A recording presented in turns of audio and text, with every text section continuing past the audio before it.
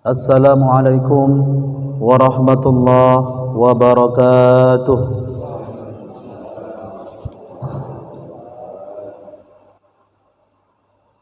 Alhamdulillah, alhamdulillahilladzi ja'alana minan nasihin.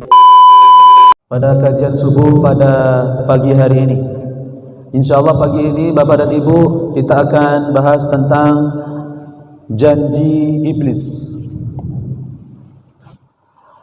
Jamaah subuh yang dimuliakan Allah Subhanahu wa taala, untuk merumuskan suatu permasalahan kenapa sampai iblis itu berjanji dan apa saja yang iblis katakan dan tujuan dari janji iblis itu untuk apa kepada manusia. Insyaallah pagi ini kita akan kumpas menukil dari beberapa pendapat para ulama dan tafsir Quranul Azim di Quran surah Al-A'raf ayat 16 sampai 17-nya itu, di mana Allah Subhanahu wa taala berfirman, qala fa bima aghwaytani la aqudanna lahum siratakal mustaqim thumma la'atiyannahum min bayni aydihim wa min khalfihim wa an aymanihim wa an syama'ilihim wala tajidu aktsarahum syakirin. Demikianlah Allah Subhanahu wa taala berfirman untuk mengingatkan, menjadi petunjuk dan menjadi iktibar bagi kita yang selalu membacanya. Al-Quran yang saya sampaikan di muka merumuskan suatu permasalahan di mana ada janji iblis kepada Allah Subhanahu wa taala, di mana sampai janji itu yang sangat kuat sampai diabadikan oleh Allah Subhanahu wa taala dalam Al-Qur'an. Dan ketika ada iblis sudah berjanji dan janji itu merupakan bahasa kita ini dendam kepada kita sebagai manusia, lalu kenapa kita masih bersantai-santai ataupun berleha-leha ataupun kita tidak menyiasati? Karena sungguh janji iblis itu sangatlah benar adanya, dan kalau nanti sama-sama dibuktikan dari tujuan janji yang diucapkan itu. Bapak Ibu yang dimuliakan Allah Subhanahu wa taala, bermula ketika iblis disuruh oleh Allah Subhanahu wa taala untuk sujud kepada Nabi Adam, maka iblis pun enggan karena kesombongan dan kelebihan yang dimilikinya. Padahal Allah Subhanahu wa taala perintahkan iblis untuk sujud itu bukan untuk beribadah, melainkan untuk suatu penghormatan makhluk yang baru bernama manusia. Maka hadirin jamaah yang dimuliakan Allah Subhanahu wa taala, yang dia katakan, saya lebih baik daripada dia karena aku diciptakan dari api, sementara Adam atau manusia diciptakan dari tanah. Berkat pernyataan ini, berkat kesombongan ini jamaah yang dimuliakan Allah, sehingga iblis dilemparkan atau dikeluarkan dari surga. Bermula kisah itu sudah sampai di telinga kita dan dipahami oleh kita semuanya, tetapi jarang mengenal atau mengetahui bagaimana ketika Allah Subhanahu wa taala menghukumi iblis itu. Nah, inilah yang Allah abadikan dalam Al-Qur'an. Qala fa bima aghwaytani. Ketika Allah Subhanahu wa taala menghukumi iblis itu adalah sesuatu yang sesat, tidak pantas lagi di surga, maka iblis pun berkata, fa bima aghwaytani, karena sebab engkau ya Allah menghukumi kami sesat. Terucaplah janji itu Bapak dan Ibu, la aqudanna lahum siratakal mustaqim. Saya berjanji, sungguh saya akan menyesatkan, memalingkan manusia dari jalanmu yang lurus. Maka iblis pun meneruskan janjinya itu, summa la'atiyannahum min baini aydihim, lalu sungguh aku akan datangi manusia itu di arah kanannya, wa min khalfihim, Lalu aku datangi juga dari manusia itu dari arah kirinya. Nah, ini dia nih. Lalu wa an aymanihim, aku datangi juga dari manusia, mohon maaf kalau yang tadi dari arah depan dan belakangnya. Wa an aymanihim, dan aku datangi manusia itu dari arah kanannya. Wa min khalfihim, dan aku datangi manusia itu dari arah kirinya. Depan, belakang, kanan, kiri. Itu menunjukkan satu empat mata arah angin, di mana iblis selalu dan akan selalu menjerumuskan manusia dari jalannya, dari jalan-jalan Allah yang lurus. Untuk menjelaskan ini, tidak mungkin untuk kita sendiri yang bisa menjelaskan, melainkan kita nukilkan dari para ulama. Dari salah satu yang saya baca dari Imam At-Tabrani, menunjukkan bahwa iblis akan mendatangi manusia dari arah depan. Ini menunjukkan simbol kebaikan. Jadi manusia-manusia yang beringin dalam kehidupannya melakukan amal-amal soleh, maka di situ pasti akan ada campur tangan iblis dan anak keturunannya untuk menjerumuskan manusia, memalingkan jalannya yang lurus itu. Kalau ada manusia yang ingin beribadah kepada Allah, lalu dia dibiarkan sama iblis, tidak mungkin. Semua kita bapak dan ibu jamaah, kita sampai di sini, di masjid yang mulia ini, kita akui butuh sebuah perjuangan. Ya enggak bapak ibu? Enggak mungkin dan enggak mudah untuk sampai di masjid ini. Nah, potret kecil saja, kita mau ke masjid, ada godaan sedikit, ada anak kita sedang menangis. Baru kita mau pergi ke masjid, sudah dipesenin sama istri untuk cepat-cepat balik. Atau jangan-jangan kita sampai di depan rumah untuk berangkat ke masjid, akan ada orang yang memalingkan, yang terkirim dari godaan-godaan iblis, sehingga kadang-kadang tujuan kita ke masjid untuk beribadah kepada Allah tidak sampai dan dirusak oleh iblis laknatullah alaihi itu. Maka begitu banyak orang-orang yang beribadah hancur karena niatnya yang salah. Ibadah yang sudah lurus kita niatkan karena Allah, kadang-kadang tidak ada nilainya di hadapan Allah Subhanahu wa taala, karena hati kita seringkali mengambil bisikan-bisikan yang disematkan oleh iblis. Apa di antaranya?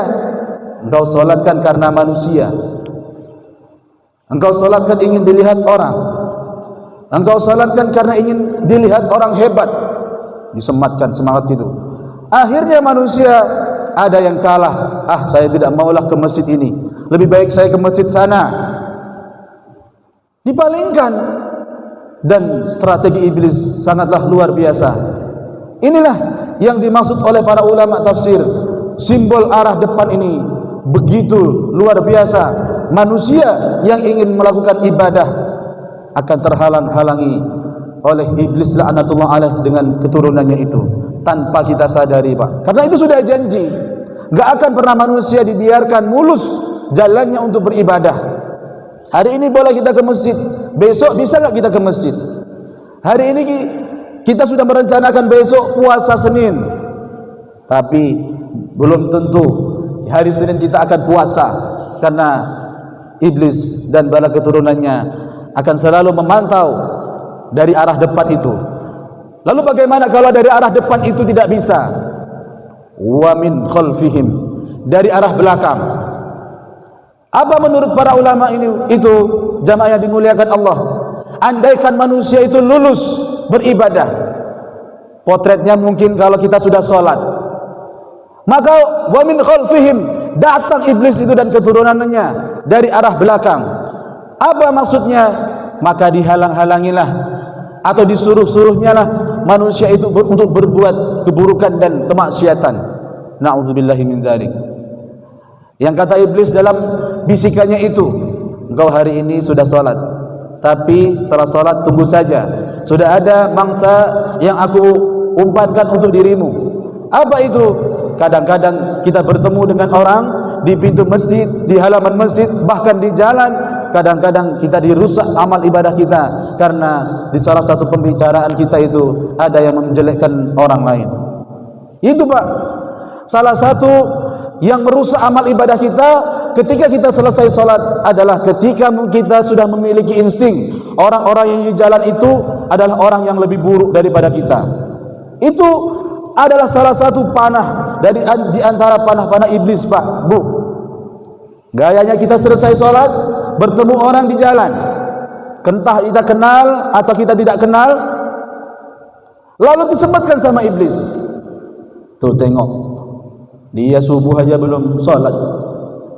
Kita sudah ada perasaan seperti itu.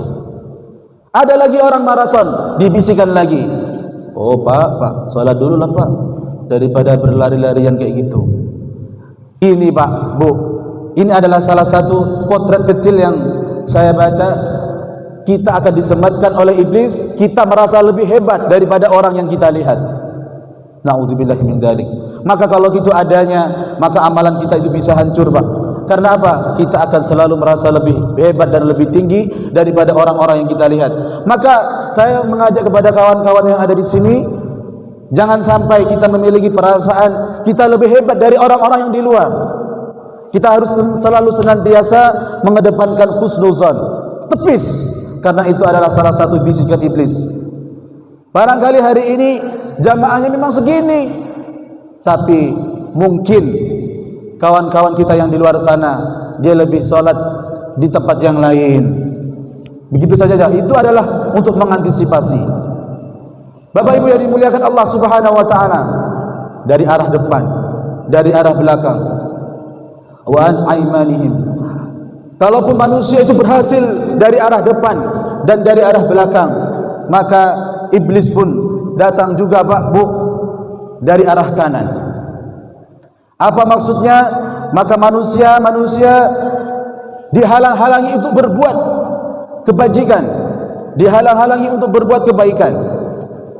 Selesai kita sholat ibadah kepada Allah Subhanahu wa taala, dihalang-halanginya. Jangan sampai ada lagi perbuatan baik yang dia lakukan. Stop sampai di sini. Kalau bisa habis sholat subuh tidur, biar tidak ada amalan lain. Kalau bisa habis sholat subuh duduk di kedai kopi membicarakan orang lain. Masya Allah, padahal amalan setelah sholat subuh begitu terbentang banyaknya amalan-amalan yang sudah Rasulullah SAW ajarkan. Itu pun datang Pak dari arah kanan, simbol kebaikan-kebaikan yang dilakukan atau amal-amal soleh lainnya selain daripada ibadah mahdhah seperti sholat dan sebagainya Pak. Maka ketika manusia itu habis sholat dia mau bantu orang, habis sholat dia masih mau bersedekah, habis sholat dia masih mau membaca Al-Quran, habis sholat dia masih mau menegur sapa dengan saudaranya dengan senyuman yang indah. Kata iblis, tunggu saja, aku halang-halangi dirimu dari arah kiri. Apa itu? Maka didatangilah suatu pemandangan-pemandangan ataupun potret-potret yang sering kita lihat. Ya, di ruko kita melihat hal-hal yang buruk. Kita tidak tundukkan pandangan kita Pak. Sampai di jalan ada lagi orang-orang yang kadang-kadang mohon maaf tidak menutup aurat. Kita tidak tundukkan pandangan kita. Sampai di rumah ada informasi yang masuk, maka menghalang-halangi kebaikan-kebaikan dan disuruhnya untuk berbuat keburukan. Itu adalah simbol kanan dan kiri Bapak Ibu yang dimuliakan Allah Subhanahu wa taala. Melihat janji iblis ini Bapak Ibu, belum selesai ceritanya Pak. Melihat janji iblis ini, la aqudanna lahum siratakal mustaqim. Malaikat pun bersedih Pak melihat janji iblis itu, karena iblis akan menghalangi-halangi, menjerumuskan manusia yang salah satu tujuannya adalah untuk memperbanyak temannya nanti di neraka, dan itu abadi atau sampai di hari kiamat. Selama manusia itu masih ada yang hidup, maka akan ada jalan-jalan yang lurus dan akan ada jalan-jalan yang tidak lurus atau bengkok, dan itu semua adalah pilihan. Kenapa? Malaikat ketika menyaksikan peristiwa dan janji yang sangat dahsyat itu Bapak Ibu yang dimuliakan Allah, maka malaikat pun bersedih Pak. Dalam sebuah riwayat Malaikat pun berkata, "Ya Allah, bagaimana manusia nanti hidup di dunia bisa terhalang atau bisa terbebas dari godaan iblis itu, sementara dari 4 penjuru mata angin digodanya?" Maka Allah Subhanahu wa taala pun mengatakan kepada para malaikatnya, "Ya, inni a'lamu ma la ta'lamun." Sesungguhnya aku ini adalah lebih mengetahui daripada dirimu wahai malaikat. Maka akan ada, masih ada yang manusia bisa selamat dari godaan iblis, yaitu dari arah atas dan arah bawah. Maka menurut para ulama tafsir itu dijelaskan apa maksudnya. Sepandai-pandainya iblis menggoda manusia dari 4 mata angin itu, masih ada 2 arah yang manusia harus ingat untuk menyelamatkan dirinya dari godaan iblis, untuk bisa kita selamat. Nah, ini yang sebenarnya mudah-mudahan nanti bisa saya share di media sosial biar kawan-kawan juga kita bisa mengambil manfaatnya. Karena kalau kita tidak share, karena kita terbelenggu dari jeratan iblis, Pak, dan kita tidak punya solusi seperti seolah-olah seperti itu. Padahal Allah Subhanahu wa taala memberikan solusi dari 2 arah, yaitu arah atas dan arah bawah. Dari depan mungkin dia datang, tapi masih ada arah atas. Apa itu maksudnya jamaah yang dimuliakan Allah Subhanahu wa taala? Manusia itu bisa selamat dari godaan iblis kalau dia selalu menadahkan tangan, dia berdoa kepada Allah Subhanahu wa taala. Menurut para ulama lagi, manusia itu bisa selamat kalau dia ingat, kalau doa ini kan ingat selalu sama Allah, Pak. Maka rajin-rajinlah kalian berdoa, karena dengan berdoa engkau akan terbebas dari sifat sombong. Kan orang yang berdoa itu serasa butuh, Pak, merasa lemah, karena kita manusia kalau enggak berdoa itu akan terselimuti oleh sifat sombong. Kita bisa lihat, Pak, habis sholat balik, habis sholat balik, habis sholat balik. Itu kalau tidak ada doa yang dia ucapkan dalam hatinya, mungkin dalam ucapannya setelah sholat, lama-lama kita menjadi orang yang sombong, Pak. Na'udzubillahi min dzalik. Apa maksud simbol di atas itu? Orang-orang yang selalu berdoa, orang-orang yang selalu ingat sama Allah Subhanahu wa taala dalam kehidupannya. Ya, ingat ini banyak, Pak, bisa melalui sholat, bisa melalui doa dan zikir, bisa melalui sholawat. Dia ingat terus, Pak. Makanya kita diajarkan doa-doa sama Nabi Muhammad SAW. Apa yang enggak ada doanya, Pak? Nabi SAW itu sebenarnya sudah lengkap mengajarkan kita doa-doa yang sudah diajarkan di setiap aspek aktivitas kita. Keluar masjid ada doanya, naik kendaraan ada doanya, nanti sampai rumah ada doanya, Pak, masuk rumah. Lalu di dalam rumah ada kamar mandi, masuk kamar ada doanya. Kita keluar rumah ada doanya. Masya Allah, Pak. Kita bekerja pun ada doanya. Lalu kita sampai di tempat pekerjaan ada doanya. Masya Allah, orang-orang yang semacam itu, Pak, maka dia akan selamat dari jeratan iblis, dari janji-janji yang sudah iblis katakan di muka tadi. Ya Allah, ya Ustaz, kalau saya jarang berdoa gimana? Mungkin barangkali sibuk. Ingatlah masih ada jalan arah bawah, Bapak Ibu. Nah, ini solusi yang saya sampaikan yang kedua. Ingat, masih ada arah bawah ini menunjukkan atau simbol bahwa manusia untuk terbebas dari jeratan iblis itu hendaklah dia selalu melihat ke bawah, artinya rendah hati, Pak. Dalam kehidupannya dia tidak sombong, rendah hati. Dia selalu melihat yang bawah, bukan melihat ke atas terus dalam kehidupan sosialnya. Ya, artinya apa? Dia selalu bersyukur. Ini maksudnya diarahkan arah bawah ini, manusia harus hendaknya dia bisa menolong, haruslah dia bisa rendah hati, harusnya dia bisa menundukkan pandangan ke bawah. Karena ada suatu ulama, Pak, yang dalam hidupnya dia tak pernah melihat ke atas. Dalam zahirnya, Pak, dia tidak pernah melihat ke langit. Karena apa? Dia malu sama Allah. Ada salah satu ulama itu, kata guru saya dulu, sampai-sampai dia matanya ini selalu melihat ke bawah, enggak berani menengok ke atas, menunjukkan dalam dirinya dia tidak ingin memiliki sifat sombong. Dia selalu ingin merasa rendah hati di hadapan Allah, rendah dan tawaduk di hadapan manusia, dan tidak ingin ada rasa kesombongan dalam hatinya. Dan orang-orang tipe macam ini, Pak, dia berdoa kepada Allah, dia bersyukur, maka dia akan selamat dari jeratan-jeratan iblis, dan dia akan tetap berada di jalan-jalan yang lurus.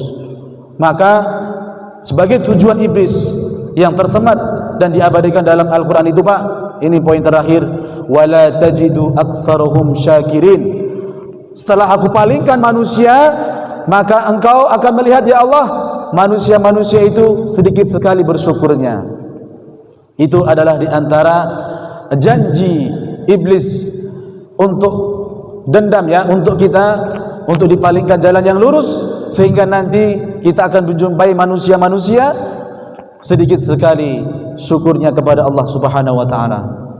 Nah, ini Pak, potret sekarang ini manusia yang kata Al-Quran, qalilan ma tashkurun qul huwallazi ansha'akum wa ja'ala lakumus sam'a wal absara wal af'idah qalilan ma tashkurun. Aku telah jadikan manusia itu penglihatan, sam'a pendengaran, wal absar penglihatan, wal afidah dan perasaan hatinya, tapi qalilan ma tashkurun.